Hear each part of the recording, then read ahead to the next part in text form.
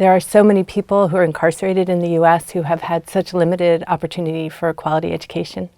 And the opportunity for them is really to learn and to grow and to develop the skills that they need, not only to study and to work, but also to be engaged citizens.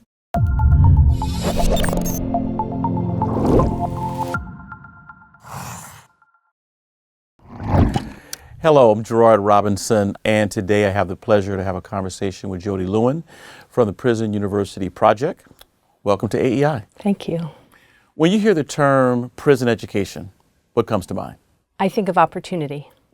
Opportunity, what does that mean to you as someone who is managing a project, and what does it mean to your students? I would say the opportunity is greatest at the individual level. Okay. There are so many people who are incarcerated in the U.S. who have had such limited opportunity for quality education. And the opportunity for them is really to learn and to grow and to develop the skills that they need, not only to study and to work, but also to be engaged citizens. But I also see it as an opportunity for the society as a whole, because the prison population is also drawn primarily from some of the most marginalized and under-resourced communities in the country. And so by providing opportunity to those individuals, we also provide opportunity for those entire communities. And for your program, you're providing opportunities to a number of people in California, in San Quentin. Tell us a little bit about your program. We offer an Associate of Arts degree program and a college preparatory program for about 350 men at San Quentin. The program is funded entirely privately and is an extension site of Penn University, which was in its earlier years a non-denominational Christian school based in Oakland, California, which actually stuck with this field shortly after the elimination of Pell Grants for incarcerated people, which is how that program began. So you have a PhD from University of California, Berkeley. You could have used your PhD to teach, as some would say, students in the free world. You decided to actually teach a different population. Tell us a little bit about your journey to becoming the leader of the program that you have today. You know, I stumbled on this work almost by chance. I heard about it through a casual conversation at a conference in 1998. I was in graduate school at the time, working on a PhD in the rhetoric department at Berkeley, in fact. And I had always been very interested in pursuing improved access to higher education for disadvantaged populations. But my work was very abstract and theoretical. I was working on a dissertation on the role of images of matter in space in psychic life literature and psychoanalysis. But when I heard about this program, for me it seemed like an opportunity to integrate my interest in social justice with academia. And so it was ideal. And teaching, which is how I started out, was just a joy, and really didn't feel at all, and doesn't feel at all like a sacrifice, but really like an opportunity. And then, as I say, the opportunity to bring opportunity to people who are incarcerated was extremely meaningful and important. I actually think there's no greater use of one's skills and talents than working in a prison setting. You were kind enough to invite me and a few of our leaders here at AEI to visit San Quentin. I had a chance to talk to some of the men in your program. For people who are watching us right now, just tell us something about the guys in your program. Where do they come from? What are they interested in? Who are they? Because when we hear prisoner, there are all kind of ideas that come to mind. One of the greatest challenges to the field as a whole is actually the way we all imagine people who are incarcerated, really almost like they're a subspecies or a diagnostic category. And even when I first started out, I remember still the first time I went inside, I was really scared. And I was sort of driven by principle and ideals, but I expected to feel unsafe. And I think one of the greatest surprises for people when they come inside is how ordinary the environment is, and actually how positive and even warm the social climate of the program is. They are extremely diverse. Our students range in age from about 18 to 70, 75 even. Most dropped out of school between about 7th and 9th grade, got the GED in prison. That's the most common educational profile. They come from some of the poorest communities, although not all. I mean, everybody's got their own unique story, but academic failure has been the characteristic of almost everybody's life at some stage. And often it's not only that the schools they were in were low performing and under-resourced, but often their lives were so chaotic that even a decent educational opportunity wasn't necessarily something they could take advantage of at the time. The rates of homelessness, poverty, addiction, foster care, or exposure to violence, emotional, sexual, physical abuse are really overwhelming. That's sort of the profile. So if a guy's in your program, is he automatically enrolling to earn an associate? Is he enrolling just for personal improvement? What are the options? So the way the program runs, all students come in and take a diagnostic exam at the very beginning. We want to see where their skills are at. About 90% will start out in the college preparatory program in math and in English. On average, they'll spend about a year in that program before they go into the credit classes. But everybody is eligible. So in the beginning, students may just want to take a couple of classes. Some people often in the beginning say, I don't want to do math, I just want to do English, or vice versa.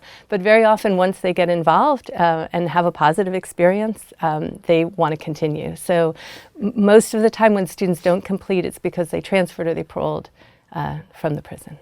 So when we look at the college preparatory side of your work, is that adult basic education? What does it entail? The interesting thing about the college preparatory program, in many senses, it's really the most important thing we do. It basically takes students from wherever they are, which may be in some areas almost elementary school level, particularly in mathematics. Often people come in reviewing decimals, fractions, multiplication, division, and often on the reading and writing side, everybody has a GED or a high school diploma, but many have never heard of a thesis statement or an outline or an introduction. And so the college preparatory program is really charged with bringing them up to speed, getting them from wherever they are up to essentially 12th grade, or at least through what would be considered adequacy for GED preparation. But in addition to the academic content and skills, there's a whole social psychological dimension to the college prep program, which I think is really critical as well. And it's really about helping students understand what an academic setting is like, how to function, as a student, which is, some of the soft skills that go along with college, like note-taking or studying, but it's also really having an identity of student, really becoming confident and comfortable in a classroom setting, and learning even to take seriously one's own ideas. And it also has a lot to do with dialogue and discussion that takes place in a classroom, and really learning to listen and critique, to not take it personally if someone disagrees, all the different ways in which the classroom is really quite different than a prison yard. So we know this is not your first visit to Washington, D.C. You were here before and had a chance to meet with President Obama. Tell us about that meeting and why you were in town. I would say standing in a room with President Obama and two former students was hands down the most satisfying experience of my life. It really was a sense of almost having climbed a mountain and standing at the top.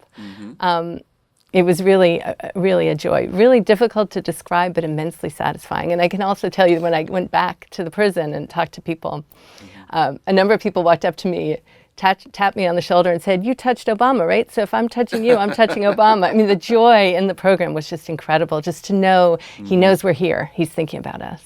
And you received an award. Tell us a little bit about that, and then I'll follow up with a question afterward. So the National Humanities Medal was the award that we were given, which was especially meaningful to us because it really situated the work that we do within the humanities, and I think really underscored the fact this is not just about criminal justice or about public safety. This is about higher education and the humanities and the well-being of the society as a whole. And it's a good point you mentioned the humanities, because some prison programs focus job training, CTE. You can go to the humanities, can support that as well. But you were very intentional as someone who studied rhetoric, studied philosophy. I have a degree in philosophy, so we are both humanists in that aspect. The importance of that being a part of the total person. So I'm definitely glad to hear that. When we think about the future of education, and you mentioned President Obama, currently we have the Pell Pilot initiative. We know that in 1994, because of the Federal Crime Control Act, that pretty much wiped it out.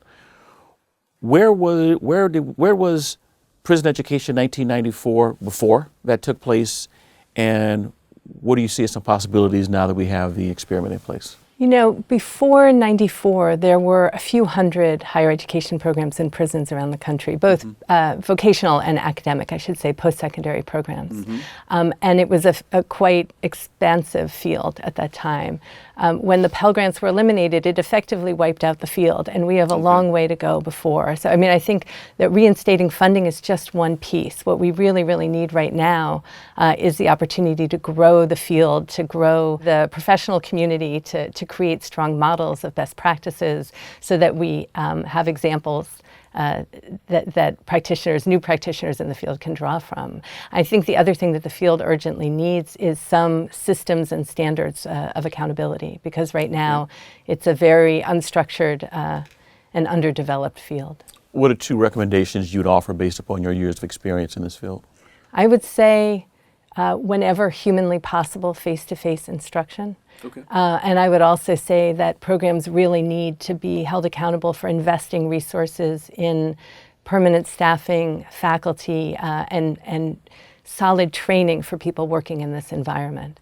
The students or the professors or the instructors you have volunteer basis, and they come from Bay Area. Yeah, the college program at San Quentin draws on faculty from UC Berkeley, Stanford, San Francisco State, all the local colleges and universities. But they all have at least a master's degree in the field, the same qualifications as would be required at most of the campuses where they were. So what would you tell future Jodys who are watching us right now to think about if they want to enter this profession? I would absolutely encourage folks to reach out and to listen and to learn about the field, to come inside and visit, to read, reflect. And I also encourage people to reflect on their own motivations, because this is also a field that draws folks who are often looking to live out or express some dimension of their own personal, political, or professional life. It's a kind of magnet for narcissism in a funny way. And so one of the things we start with when we train faculty is to really encourage them to reflect and to develop a level of self-awareness, which will hopefully prevent them from misrecognizing their students and instead projecting whatever it is they're bringing to the table. Well, again, I want to thank you for the work you do with the Prison University Project. I want to thank you for your commitment to the humanities. Again, we always need that. And thank you for being here at AEI. Thank you for everything you're doing to elevate the field. Thank you. Hey, everyone. That's the end of our discussion with Jody Lewen. Thanks for watching. As always, let us know what other topics you'd like AEI scholars to cover on Viewpoint. And be sure to subscribe for more videos and research from AEI.